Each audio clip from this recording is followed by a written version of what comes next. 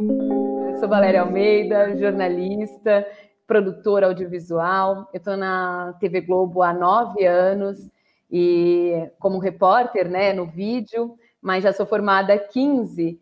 E eu fiquei bastante feliz, assim, ao mesmo tempo surpresa com esse convite para mediar essa mesa, porque eu faço parte daquela estatística que teve uma longa jornada, que eu falo a jornada do herói para conseguir concluir o estudo, né? Quando eu quis fazer jornalismo, já foi a barreira para entrar numa universidade. Eu entrei numa universidade privada, eu que estudei sempre em escola pública, me vi pela primeira vez num espaço privado na universidade e entendi pela primeira vez o que era viver as dificuldades de ser uma mulher negra na periferia, com baixa renda e com uma grande dificuldade de concluir os estudos. Então, parei no último ano para poder juntar dinheiro e pagar a dívida que eu tinha, voltar para o estudo já 2 anos depois.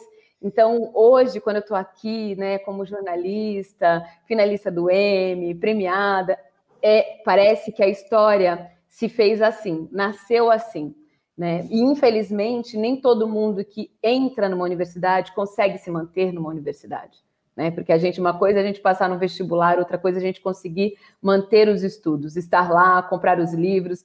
Então, é um prazer, é um privilégio poder estar aqui hoje para a gente discutir caminhos que sejam para a gente realmente deixar de ter a história da exceção, né? Que isso passe a ser uma regra, que o direito seja uma regra realmente garantida. Porque a gente pensa que a porta se fecha quando o negro chega na universidade, né? Quando o negro da periferia chega na universidade. Não, o preconceito começa com o negro criança que reside nas periferias. Eu viajei o estado inteiro e percebi efetivamente isso. Esse ano a gente leu muitas matérias assim que seriam impensáveis a algumas gerações, a gente falando das pessoas negras ocupando a maioria das vagas nas universidades brasileiras, o que parece aí um retrato mais real da nossa realidade, pensando na porcentagem, né,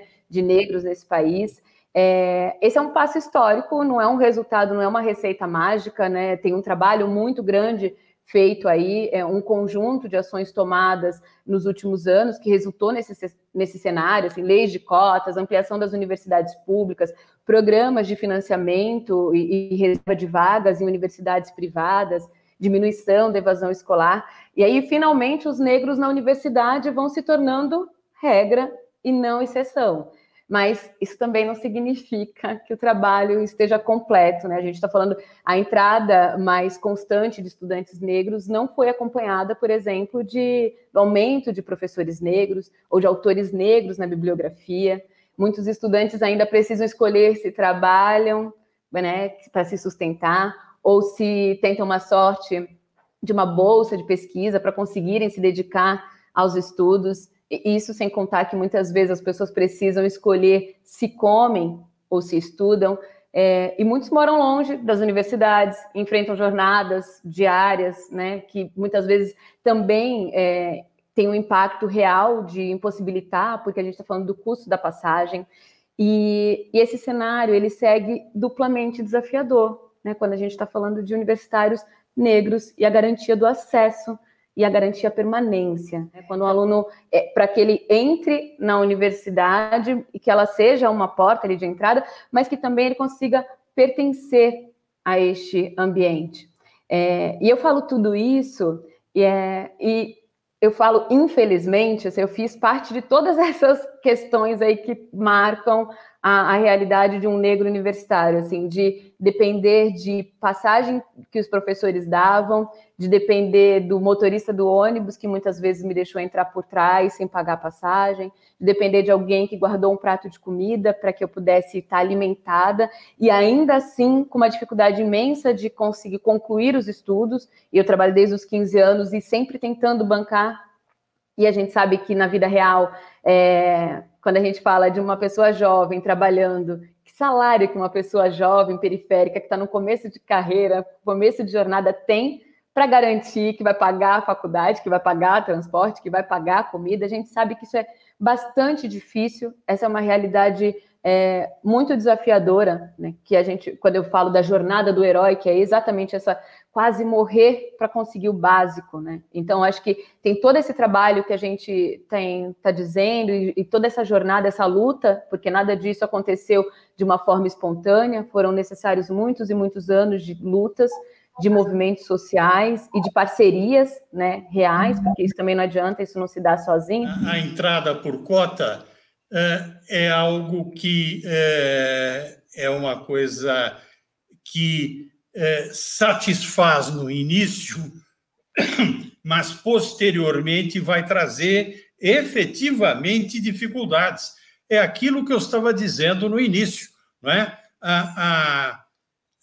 As portas se fecham de uma maneira extraordinária. Você está dentro da universidade, mas você tem uma dificuldade imensa para tudo.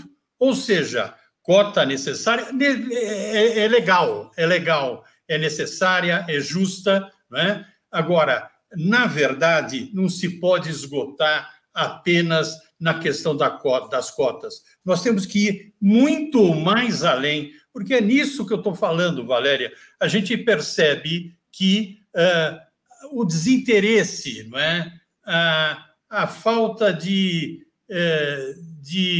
colaboração, a discriminação por parte dos alunos brancos, né, em relação a alunos negros, a alunos indígenas, né? Isso é uma coisa que acontece no dia a dia. Ou seja, né, não basta a cota, temos que ir muito mais além da cota. Você estava falando das suas dificuldades, da condução, né, da falta de alimentação do dia que você não conseguia comer. E eu lembrei, tenho certeza que você pegou livro emprestado de colega durante várias vezes, muitas vezes, né, porque não tinha a menor condição, né?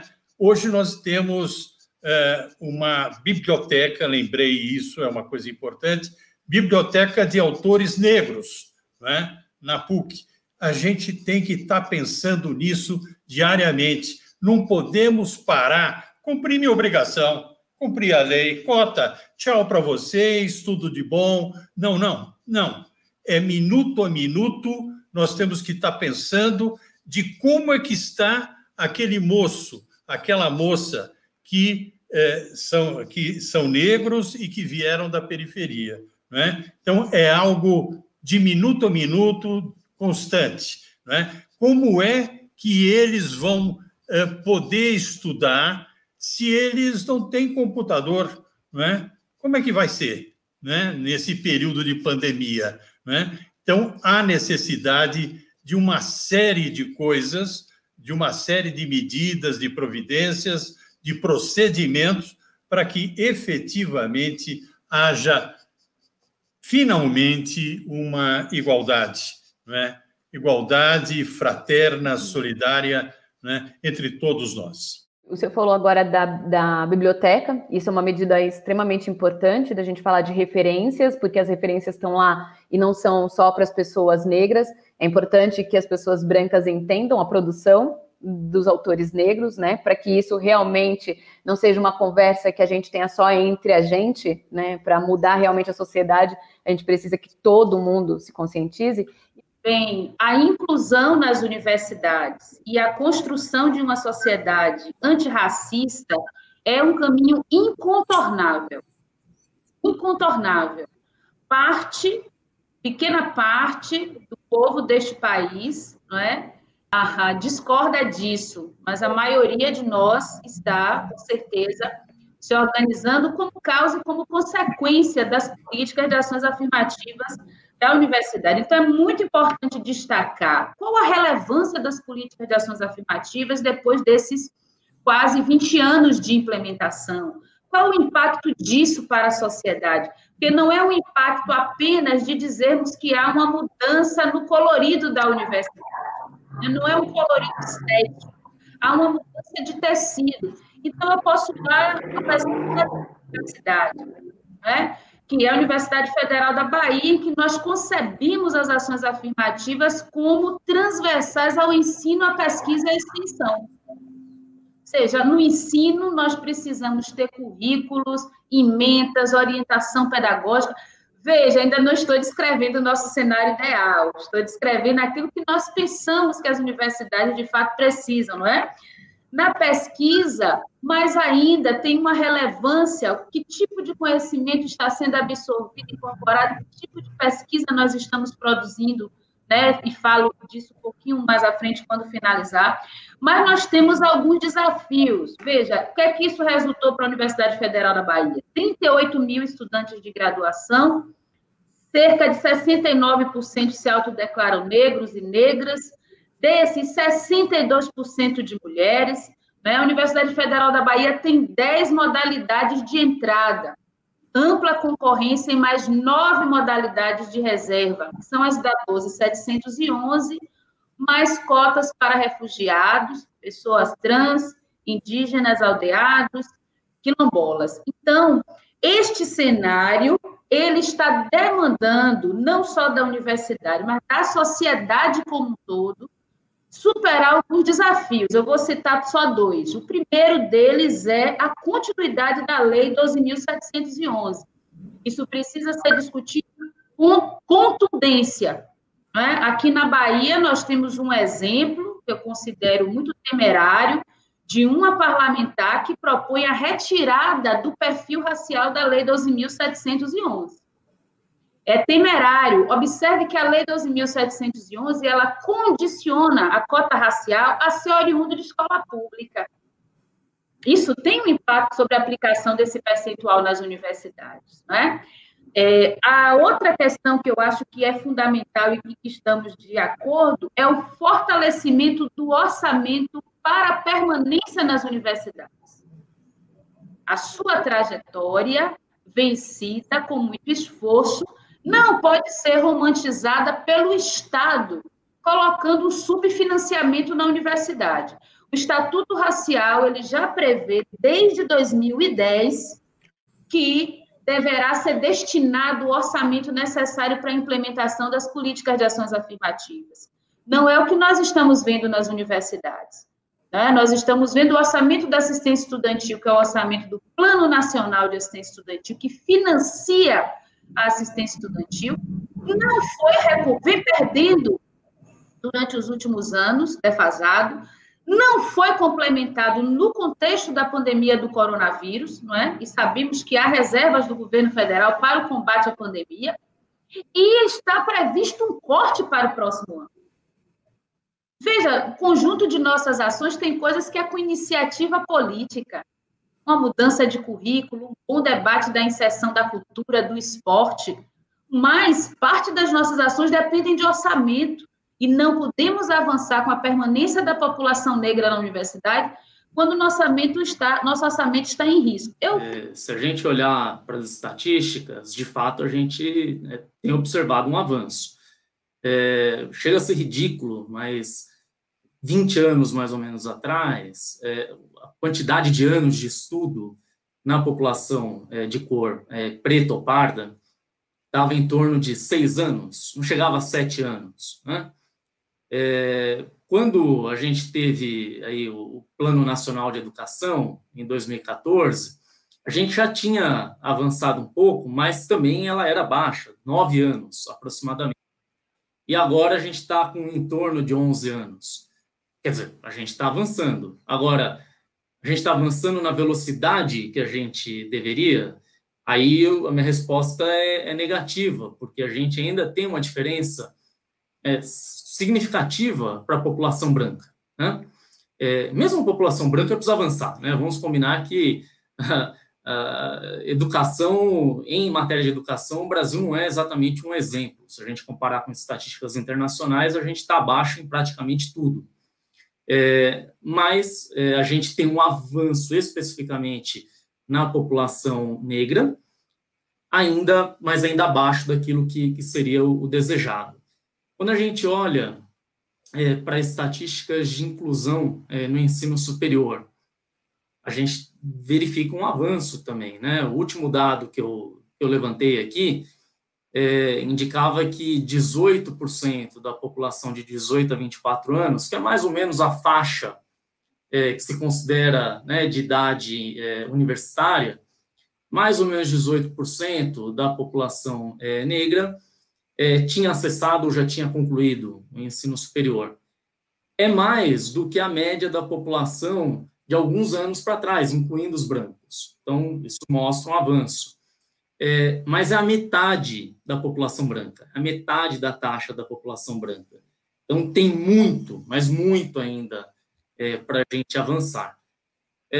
Os ganhos que a gente teve nos últimos anos, esse é um fenômeno complexo, né? E raramente um fenômeno complexo é explicado por um fator isoladamente.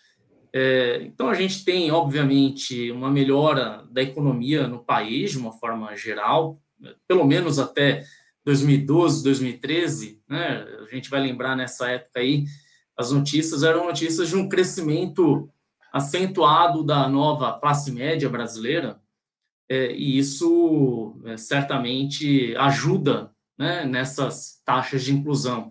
Já foi falado aqui também sobre a melhora no acesso à educação básica, e a educação básica é quem fornece, né, estudantes para o ensino superior, e a gente tem um gargalo aí. Esse gargalo ele era mais estreito no passado e melhorou nos últimos anos. E, fundamentalmente, acho que a gente teve políticas públicas nos últimos 20 anos que contribuíram para esse avanço. Nas escolas públicas, nas instituições públicas, acho que teve um fortalecimento, uma expansão de alguns anos para trás nas instituições federais. A política de cotas, obviamente, mais do que necessária, né? Não é suficiente, mas é necessária.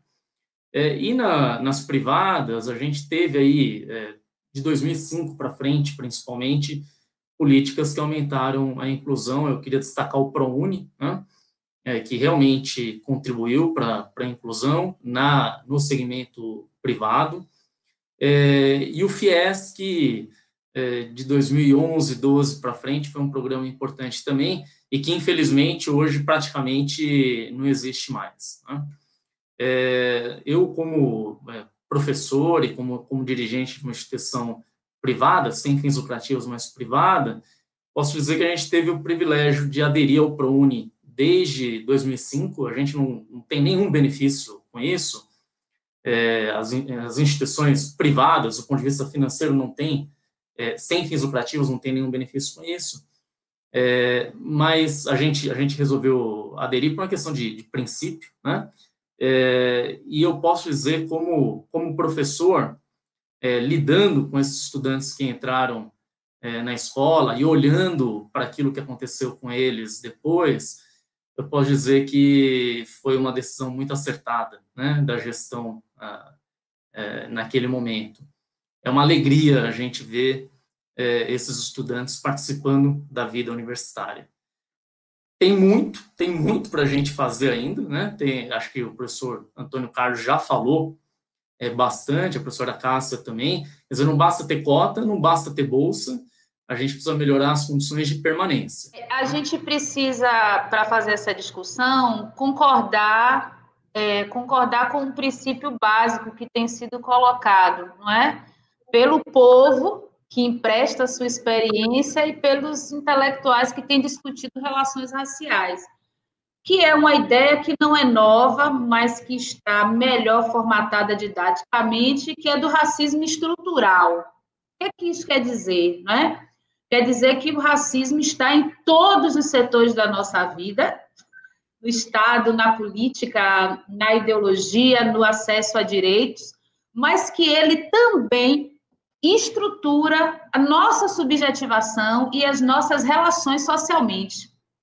Nós precisamos estar de acordo com isso, porque era comum, até pouco tempo nesse país, se dizer que racismo não existia, né? se dizer, a partir aí de grandes clássicos, hoje postos, claro, com sua contribuição, mas também com críticas que precisamos apresentar, de que havia um equilíbrio de opostos no Brasil, uma certa harmonização dessas relações. E conjunto de intelectuais dos movimentos negros e de saberes tradicionais derrubaram essa ideia e disseram não, chega dessa história de caldeirão, isso está servindo para escamotear a expoliação da população negra, que é estratégica dentro do nosso modo de produção capitalista. O racismo é uma tecnologia, né, para manter uma certa subalternização de classe. Então, a universidade entra exatamente fazendo isso, entranhando no seu ensino as relações raciais, entranhando na sua pesquisa, fazendo da extensão essa relação de fora para dentro, não só de dentro para fora, não é?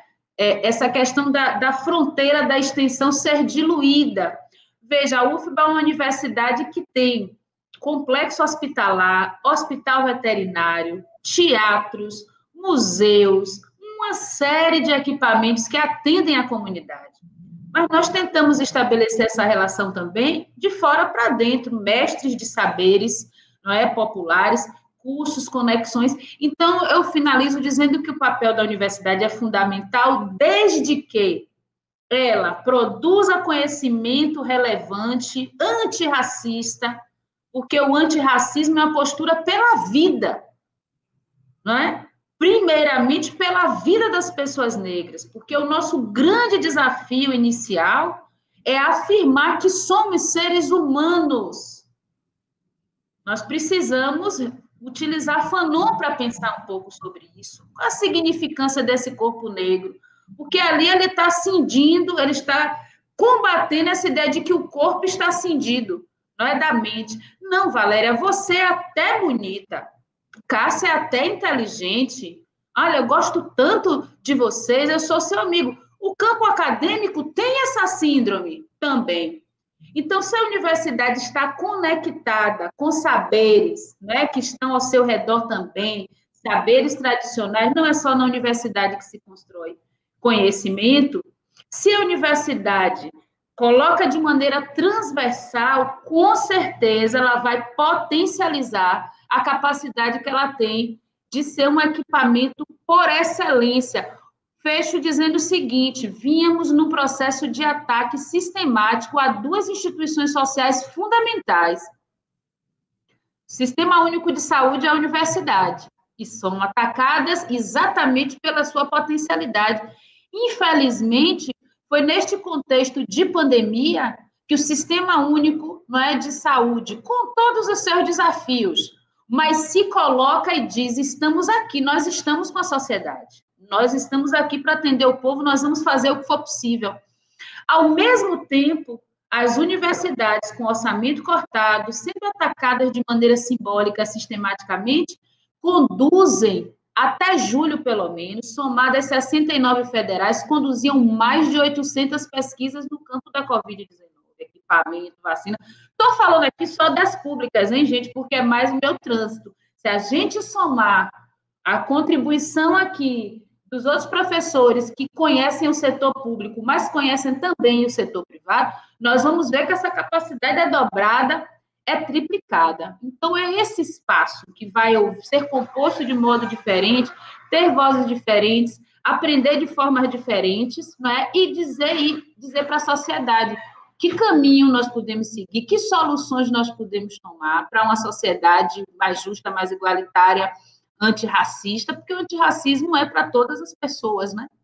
Então, acho que é essa contribuição que a universidade tem para dar inicialmente. Do outro lado, dentro das empresas também, assim, eu não é discordando, hein, daquilo que a professora Cássia falou, complementando aquilo que ela falou.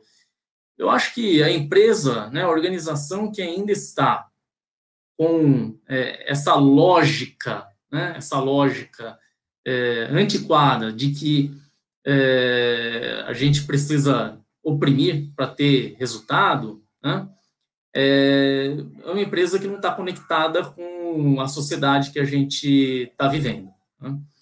eu não consigo imaginar, aí como professor de administração, como pesquisador da área, eu não consigo imaginar uma empresa que queira estabelecer as condições, as bases para ter um desempenho de longo prazo, um desempenho positivo de longo prazo, que não esteja olhando para a inclusão, que não esteja olhando para a diversidade. É abundante aquilo que a gente já tem de pesquisa indicando que a diversidade, sim, tem um impacto positivo no desempenho empresarial, né? Como é que você quer entender o mercado de consumo se você não tiver representação de todos os segmentos nas decisões empresariais? Como é que você quer ter criatividade se você não aproveitar essa variedade enorme que a gente tem? E a gente tem que aproveitar isso, né? Na sociedade brasileira, essa variedade enorme de linhas de pensamento, de experiências pessoais, profissionais, educacionais. Então, voltando um pouquinho naquilo que a professora Cássia já comentou sobre o papel da universidade, o professor Marcos também, eu acho que é nosso papel levar o conhecimento para as empresas, conscientizar as empresas, fazer essa interação com as empresas, para mostrar para elas que não só é do bem, né, fazer a inclusão, como é bom para elas fazer essa inclusão. Elas vão ter resultados positivos com isso. Eu acho que sim, é um papel nosso que, honestamente, acho que a gente está devendo nesse aspecto. Como sistema, a gente está devendo. Qual o papel da universidade na pós-permanência, né? Ela é extremamente importante, pensando, o professor Edson já deu algumas iniciativas, mas veja, eu acho que a gente ainda carece de um instrumento normativo mais potente, não é? No âmbito das políticas públicas, que estimulem, fortaleçam as universidades a dialogar mais com esses espaços, porque existe uma certa autonomia aí, né, dos conglomerados, das suas ações estratégicas, dos seus conselhos executivos, de estruturas que estão ligadas à gestão empresarial que o povo sequer conhece. Mas se a gente perguntar para boa parte da população, você conhece um dono de banco? Não. Você conhece o dono das principais organizações que estão nos shopping centers, onde você compra suas coisas no dia a dia? Não.